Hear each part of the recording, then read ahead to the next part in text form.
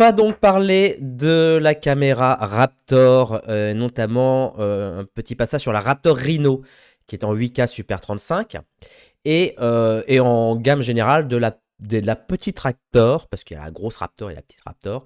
Donc, on va regarder ça ensemble.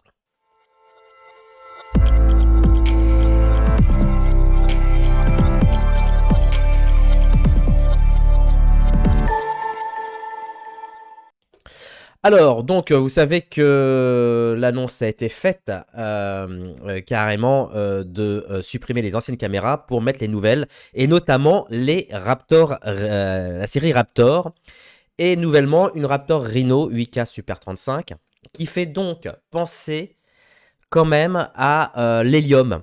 Bon, bah, évidemment, comme ça a été dégagé du site, vous n'êtes pas sans savoir qu'il y a eu une Helium 8K Super 35 qui, à l'époque, quand elle est sortie, faisait un peu couler d'encre parce que faire du 8K en Super 35, c'est quand même assez délicat.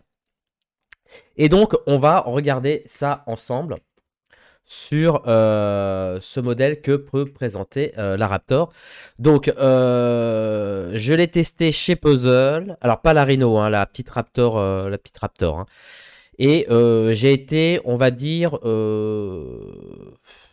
un peu déçu. Un peu déçu de certaines choses. La première chose, en fait, c'est que j'ai le sentiment que déjà depuis l'arrivée de ces caméras-là, on a un grand manque d'accessoires. Ça veut dire que les viseurs, en gros, c'est plus les viseurs RED. C'est les viseurs à couteau, c'est les viseurs d'autres personnes, d'autres fabricants. Et donc, du coup, je trouve qu'il y a, pour moi, une caméra, un constructeur qui sort une caméra et qui ne peut pas sortir de viseur, pour moi, c'est déjà bizarre. Alors que Red a toujours été sur le fait de sortir l'accessoirisation au complète qui permet réellement de pouvoir faire toutes les configs. Hein. Épaules, enfin voilà, tout le merdier, quoi.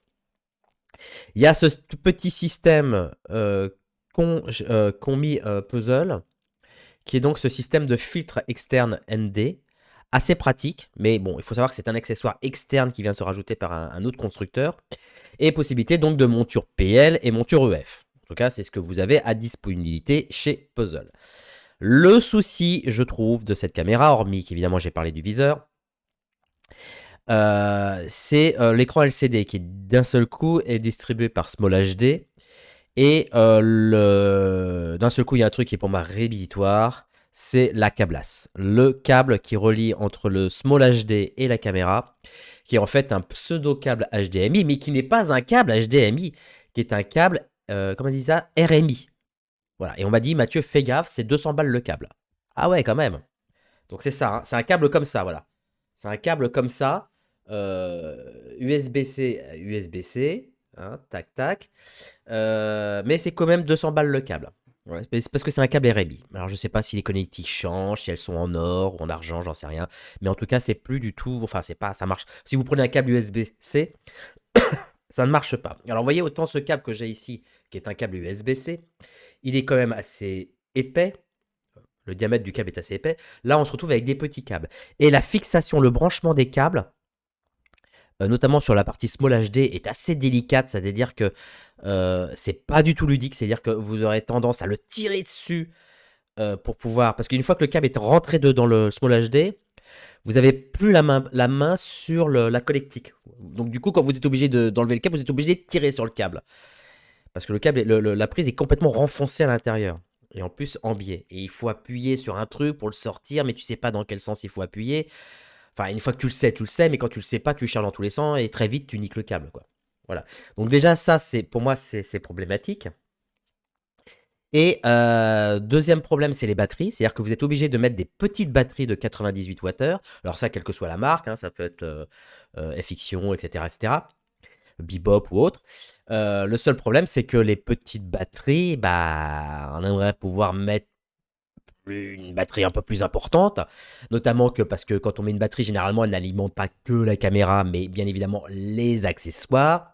Si vous rajoutez un viseur, si vous rajoutez un follow focus, un Teradek, ça va ultra pomper sur la batterie. Donc, généralement, si on veut être tranquille, c'est de pouvoir mettre des grosses batteries. On pourrait mettre des grosses batteries, mais le problème, c'est que l'arrière, si on regarde, alors je sais pas s'il y a une photo, hein. Ouais, alors l'arrière ici de la Raptor ne permet pas de pouvoir mettre une grosse batterie parce que sinon ça touche. Voilà. Donc c'est pénible. Et pareil, si vous voulez mettre comment on appelle ça? Un truc, merde, oh, j'ai plus le nom. À chaque fois que je fais des vidéos, je perds le nom. Ça s'appelle un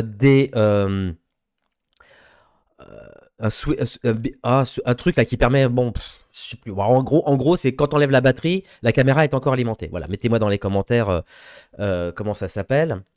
Voilà, un sweet bop, un bebop, je sais plus.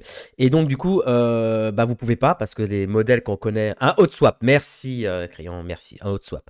Donc du coup, on peut pas en mettre et du coup, bah voilà, vous êtes à chaque fois que avec une batterie de 98 Wh, alimenter la caméra, alimenter les accessoires et tout le merdier.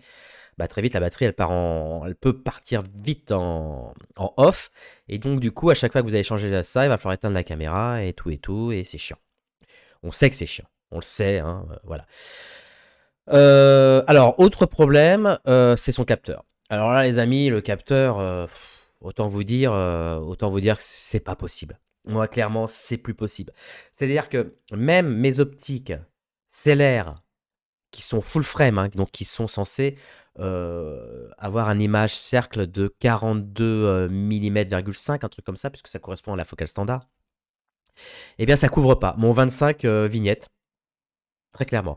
Donc du coup, si je tourne je voulais tourner en widescreen, en 240. Du coup, j'étais obligé de mettre une marge de quand même presque de 15%, pour éviter le vignettage d'optique full frame, hein.